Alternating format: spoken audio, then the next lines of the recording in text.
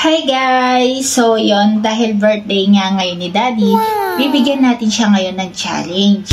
So, meron ako ditong 500 pesos. Ito yung pera na gagamitin niya para sa ibibili niyang pagkain, kung ano yung gusto niya. So, hindi ko siya didiktahan kung ano ang gusto niyang kainin. So, kaysa nga lumabas nga kami ng bahay para kumain sa labas, so, dito na lang kami magsi-celebrate ng kanyang birthday dito sa aming bahay.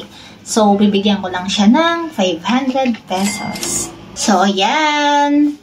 Daddy! Oh, halika na. Saan yung pambili ko ng ano? So, ito yung 500 pesos ha. Ba't 500 na? Eh, bakit? Kesa lumabas tayo para kumain sa labas. So, dito na lang tayo kakain sa loob ng bahay. And hindi so, naman. nagre-reklamo. Tingnan mo, oh. Ang late daw. Huwag ka nga dyan. Kaya 500 yung binigay niya sa akin. Kasi couple. Dito ka. Ito lang yung pera na couple, oh. Oh, couple. Oh. Oo. Upo ka dito.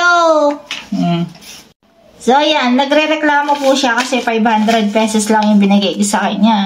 So, lahat ng gusto niyang kainin sa halagang 500 pesos bilhin niya na. Gusto niya kanya lang to. Para maging happy ang kanyang birthday. 500 pesos. Barya lang siya. Nagre-reklamo. Kasi daw po, couple nga daw ito. Couple. Ayan. Couple. Dalawa lang naman tayo. So, okay lang naman yan.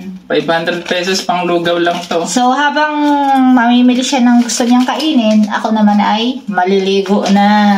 So, tingnan natin kung saan naabot yung 500 pesos ko. Kung anong mga menu mabibili ko. 500 pesos ha. 500. May mabibili pa ba sa 500 na panghanda? Abay, syempre, oo naman. May mabibili pa ba? Oo naman, sige marami. Na, alis sige na ako. Bye! Okay guys, so later na lang. Bye!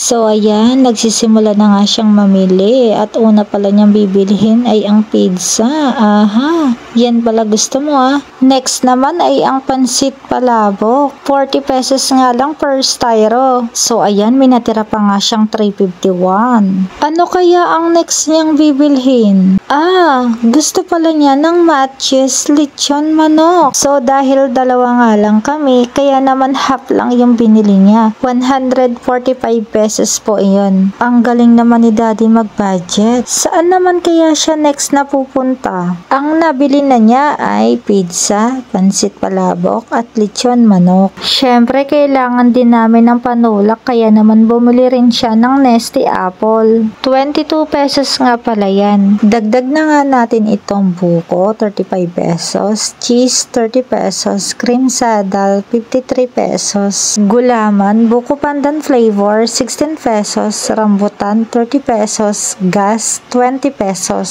So computein na nga natin yan lahat. Naubos niya kaya yung 500 pesos. So ready na ba kayo? O sige, simulan na natin ha. Wow, ang galing naman ni Daddy. Naka-worth 500 pesos nga. So guys, ayan na nga po lahat ng pinamili ni Daddy oh. So ready na kami para kumain. Tara, kain tayo. Ready? Let's go. Wow, happy birthday Daddy. Happy birthday to you. Happy birthday, happy birthday. Sarap. Happy birthday to you. Okay guys, kain na po kami ni Daddy. Kain tayo.